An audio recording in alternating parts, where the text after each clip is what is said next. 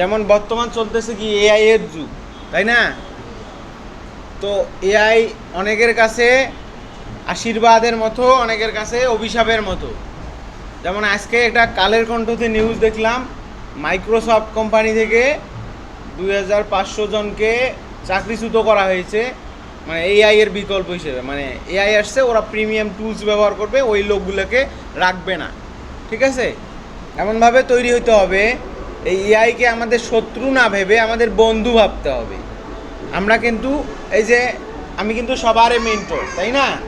উপদেশদাতা হোক, কোনো কিছু প্রবলেম হলে আমি সলভ করি এবং করার চেষ্টা করব। কিন্তু আমি কার কাছে, আমারও তো প্রবলেম হয়, আমি কার কাছে হেল্প নেই?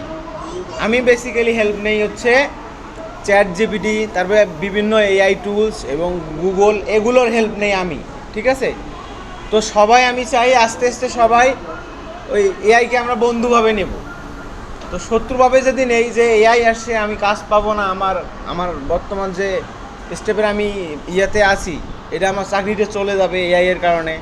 আমি যে কাজগুলো করতেছি সাপোজ ক্লায়েন্টের, এখন ক্লায়েন্ট ভাবলো যে আমি ওর দ্বারা না করে আমি তো একটা প্রিমিয়াম সফটওয়্যার কিনে নিতে পারি, যে প্রতি বছরে ওর $200 ওখান থেকে প্রিমিয়াম চার্জ কেটে নেবে, আর আমাকে তো প্রতি মাসেই $200 দিতে হয়। তাহলে ওর ওই $200 পুরো বছরের সব কাজ আমি করতে পারতেছে। ঠিক আছে? তো আমরা যদি ওইভাবে আপডেট হই, এআই এবং আমার পার্সোনালি কম্বিনেশনে যেটা তৈরি হবে, সেটা পৃথিবীর কোথাও তৈরি হবে না।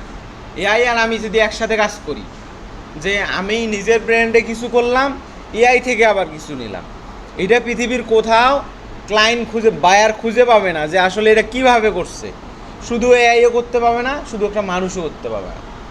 তো আমরা দুইটা জিনিসের কম্বাইনে সব কিছু শিখবো।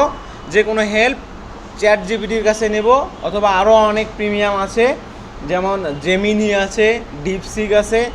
তো আমরা সব সময়, আমি যেমন ব্যবহার করি এই চ্যাট জিপিটি, ব্যবহার করি বিভিন্ন ইনফরমেশনের জন্য।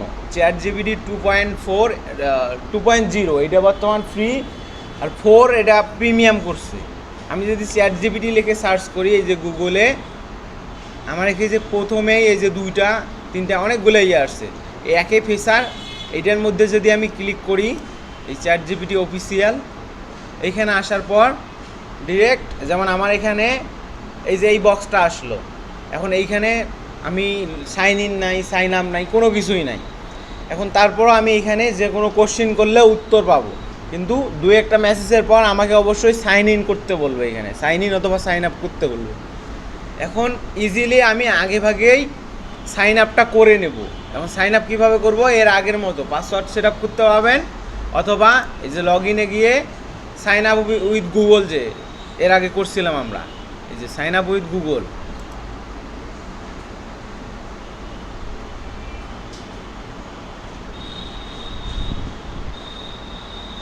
আচ্ছা হয়ে গেছে। এইখানে আমাদের ভিতরে এমন কোনো কোশ্চিন নাই যে আমরা করলে উত্তর পাবো না। যেমন হচ্ছে আমি একে কোশ্চেন করি, হাই হাউ আর ইউ, আমাকে সুন্দর করে একটা মানুষের মতো উত্তর দিল। ওই যে ঝগড়া বাজলে যেমন আমার শত্রুও কথা বলতে চায় না, এর সাথে এরকম নাই। ঠিক আছে? আপনি ঝগড়া করে এর সাথে জিজ্ঞেস করবেন ভাত খাইছো, এ কিন্তু উত্তর দেবেই। তো এইখানে কোনো মিস নাই, কোনো কোশ্চেনের উত্তর মিস নাই। এখানে আমি বাংলায় লিখতে পাবো, ইংলিশে লিখতে পাবো, পৃথিবীর সব ভাষায় এখানে অ্যাভাইলেবল। ঠিক আছে? আপনি যেভাবে চান।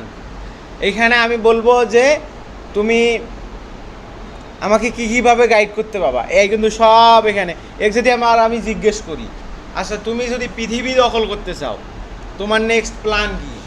ঠিক আছে? এই কিন্তু বলে দেবে যে এই সর্বপ্রথম মানুষের মধ্যে, যেটা বলে আর কি বেসিক্যালি, সর্বপ্রথম মানুষের মধ্যে ভালোবাসার তৈরি করবে, মানে মানুষকে ভালোবাসা দেবে।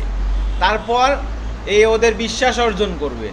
আস্তে আস্তে সবার অন্তরে এমন হয়ে যাবে যে একে ছাড়া কেউ চলতে পারে না।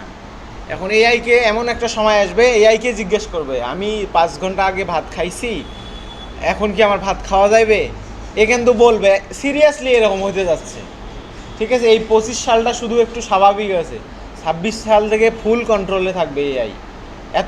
এত পরিমাণ ভয়াবহ হচ্ছে। আমরা যে মোবাইল বর্তমানে স্ক্রল ডাউন করি, সাধারণ দিনাতে যে পরিমাণ VO3 দিয়ে ভিডিও আসে সামনে, কোনটা রিয়েল কোনটা আসলে এআই দিয়ে তৈরি বোঝা যায় না। I will start online business and I will sell product craft related product বেচবো। সাজেস্ট মি শপ নেম, আমাকে ওই দোকানের নামটা একটু সাজেস্ট করো, কী নাম হতে পারে ভালো হবে। এই তো অনেকগুলো এই দুই পাশেই দিচ্ছে রেসপন্স ডাবল করে।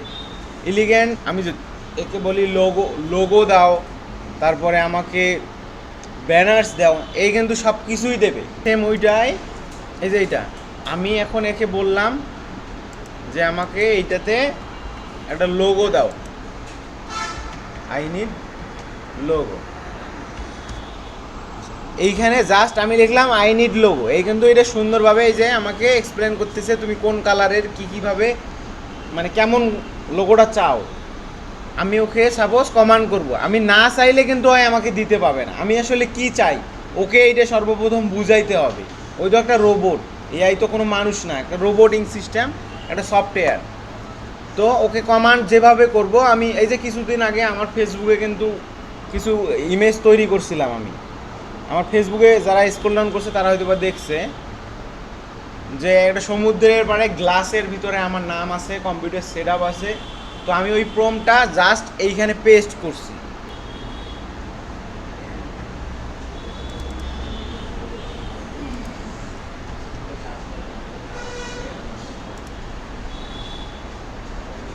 যে ChatGPT-কে যে কমান্ড করলাম এর আগে আমাকে একটা লোগো তৈরি করে দিছে, ঠিক আছে?